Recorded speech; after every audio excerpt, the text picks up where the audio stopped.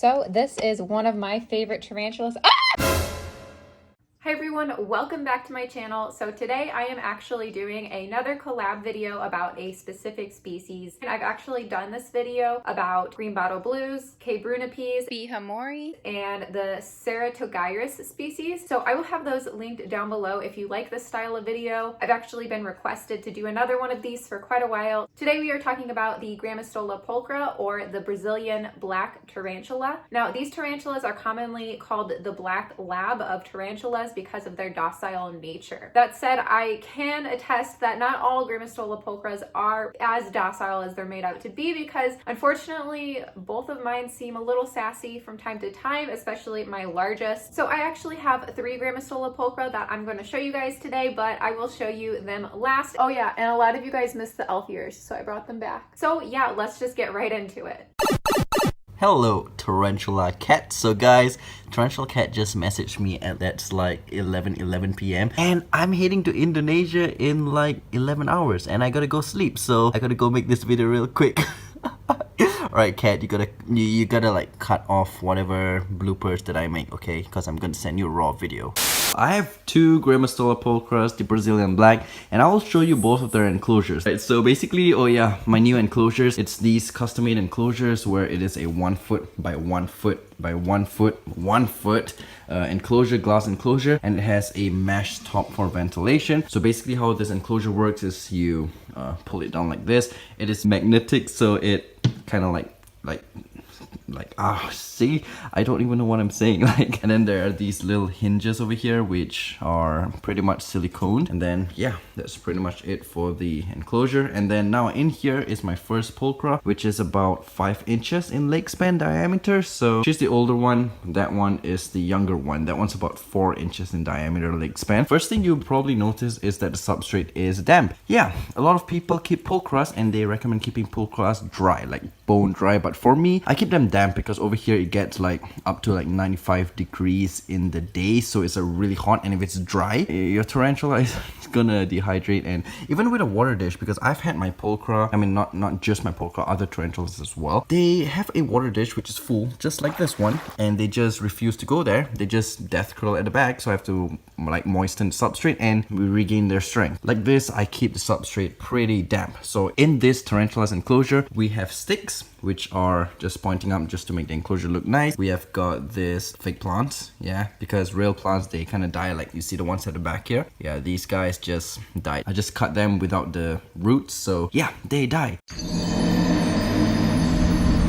And then over here we have a motel. Now this girl, she is in there. I'm not sure if you can see her. You can see her butt right there. And what she has done recently is just scraped everything. Like she dug like in here, you see she's right down there, like literally she dug all the substrate and just dumped everything outside. Let's move on and see the second one. Here we have got my younger pulchra, which has a little bit different enclosure. And see, she is over there right at the back there, 4 inches, not that big, but she's still a very aggressive eater. Now this enclosure, I mean, you probably notice it's damp as well. I told you the reason. We've got a wood over here, a driftwood that is sticking up, and then we've actually got this thing which is actually a hide. Like you see under this leaf, it's actually a hide, but she doesn't use it. She decides to like dig at the back. Like these guys, they're professional interior designers, professional. Pretty much just excavated everything up there, which I mean, it kind of looks nice. So we've got some moss over here, some sticks sticking out, and that's pretty much it. Those are my 2 enclosures. Hi everyone, my name is Dion and my channel is Reptiliatus. Kat, as always, thanks so much for including me in one of your collaboration videos. It's always a lot of fun to come together as a community and show our animals to the world. I'm going to be showing you guys my 2 Grammostola pulchras, the Brazilian black tarantulas. I have a pair of these animals, an immature male and a mature female named Odyssey. Alright guys, so this is my young male here. He just buried his whole hide recently, which is kind of funny. But yeah, this is kind of his enclosure. I just gave it a little misting. I keep these guys a little less dry than a lot of my other Grammostola species. Why don't we go ahead and see if he would like a superworm. Here you go, bud. There we go. Nice. Alright guys, so this is my female Grammostola Pulchra Odysseys enclosure. You can see her down there in her burrow, or her little hide, cork hide that she dug out. I noticed for some reason she is not in the best mood. We can try to feed her, but she does not look like she is down to do anything. Let's see what happens if we give her a super worm here. We'll try and place it a little further out so that there's still a chance she'll come for it. Oh, she's interested, all right. She's gonna feel that. She's tap dancing. No. Oh, she missed it. Oh, yes, okay. Okay. Why don't we give her one more? Hopefully she'll come out a little further for it. She's a good girl. She deserves it. Ooh. Here you go, Odyssey. Oh. Ouch. Awesome. And then this is something I've been doing lately. I'm experimenting a little bit. Tarantulas are notorious for ruining plants and bulldozing their enclosures, but I've been putting some hardy pothos in the enclosures, and they seem to be doing well under low light conditions. And it just kind of makes a bin a lot more aesthetically pleasing, helps maintain humidity. And yeah, so far I'm really liking the results. All right, Kat, thanks so much for having me in this video. Hey all, Tom Moran here from Tom's Big Spiders. First off, a huge thank you to Tarantula Kat for having me on this collaboration with her. Truly appreciate it. Right here we have my large adult specimen G. Pulchra. Now, I'm hoping this one ends up to be a female. However, the last time I tried to sex it, which was several months ago, it was looking male. Since then, I haven't gotten a good molt from it to sex, but fingers crossed it's a lady. As you can see, it's a beautiful specimen. This one I got for my birthday from Billy, my wife, about 7 years ago, and it took a little while to grow, but my gosh, it was worth the wait. And you can see what I have it in here is a large critter keeper style enclosure. I like these for some of my terrestrials, and this one's been in here since it was about 3 inches or so. Now, after the next molt, if this does end up to be a lady, I'm going to get it into a beautiful acrylic enclosure because this is one of my showcase spiders and one of the ones I like to show off. When I have friends or family or company over and I break out the spiders, they seem to be particularly enamored with the fact that there is a jet black one. And obviously, if you've read about these guys, they tend to have a very laid-back temperament, and some will even call them the black labs of the tarantula hobby, much like black Labrador retrievers that are, you know, big, lovable black dolts. So we'll look over here at my other one. This is one that I also purchased as a G. Pulchra, but right afterwards, this is when we started talking about G. Kirogai, which is another species from Uruguay that looks almost identical to the Pulchra, and now it is thought that the majority of the ones that have been in the hobby for years are actually Kirogai and not the Pulchra. So either or, if you hear the names batted around, they are two different species, but we're at a point right now where we're assuming that a lot of the ones in the hobby were actually Kirogai, so both names are used kind of interchangeably. And as you can see here, this little one's a butterball. Hopefully going to get a molt out of it soon. It picked up its adult coloration around 1.5 inches, started showing some of those blacks, but now as you can see, it's very washed out. And it's got a big, old, thick booty, and they do get quite fat before they molt. This one I have in a container I got from Amazon. And I'll back up here. As you can see, nice little acrylic container. I believe it's meant for like bathroom items and stuff. Unfortunately, they tend to go in and out of stock, but I love the hinge. They're clear. The only thing you need to be careful of is right in there, there's a hole underneath, or a little gap underneath the hinge that you'll need to fill with silicone or tape if you want to use it for smaller slings.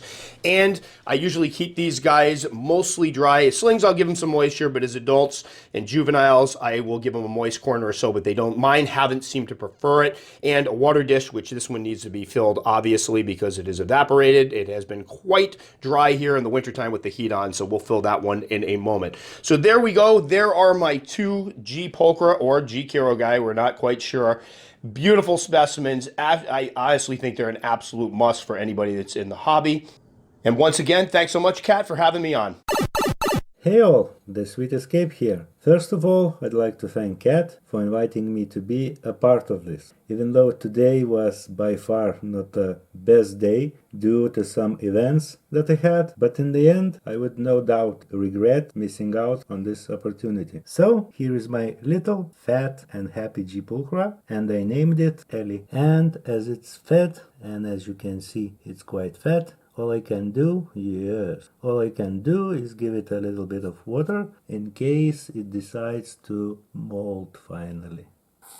Ooh. Now when it's done, I'd like to lightly touch an issue with these because no one really knows in the hobby what they really have. I mean, the real G. Pulchra from Brazil, or is it G. Quirogai, or some other black bulky Grammostola from Argentina, or maybe even a hybrid. I mean, it's all quite fuzzy. I even tried to read some papers on Grammostolas, specifically this one, where G. Quirogai was described as new species, and this one is by Laura Montes de Oca, Guillermo de Elia, and Fernando Perez Miles. In short, this paper focuses on Grammostola antracina the most, and I mean the two morphs that it has, or had, and one being the brown reddish one, and the other being the black one. And after morphological and DNA-based tests, they agreed that the black form is different enough to be described as completely new species, which is Grammostola quirogai now. And that got me thinking that if people in the hobby want a bulky black spider and there is a demand, the importers will find a bulky black spider regardless, to meet that demand, of course. So, in the hobby, we most likely have real Pulchra, quirogai, and I'm sure some hybrids as well. Because while reading those papers, I got the impression that some of the different Grammostola species can copulate no problem. But then I thought again, if knowing exactly what I have here will change anything, and I guess definitely not.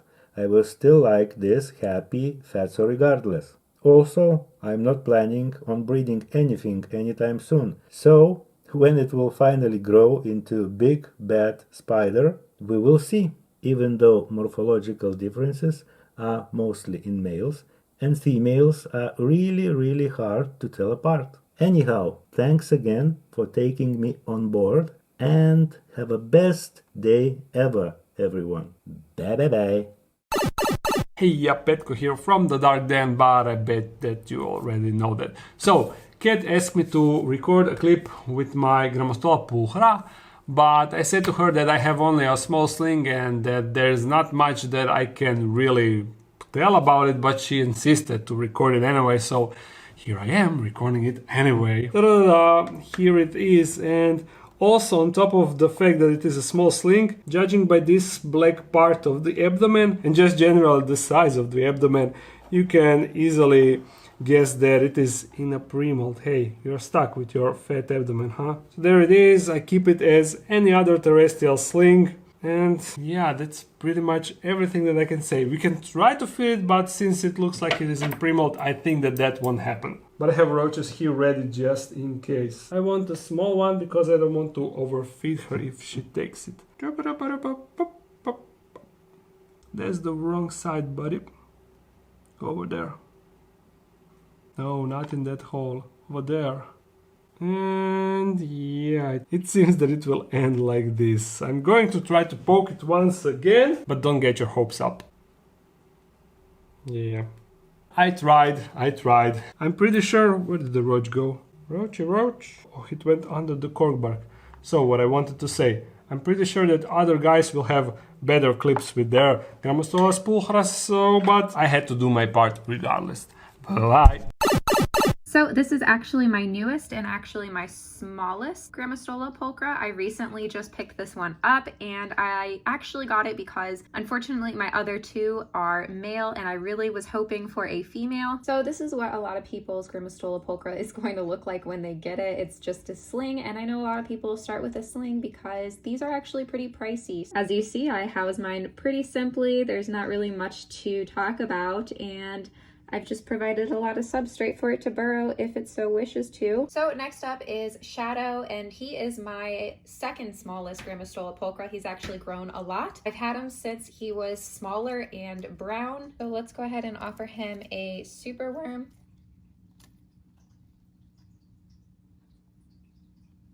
There we go.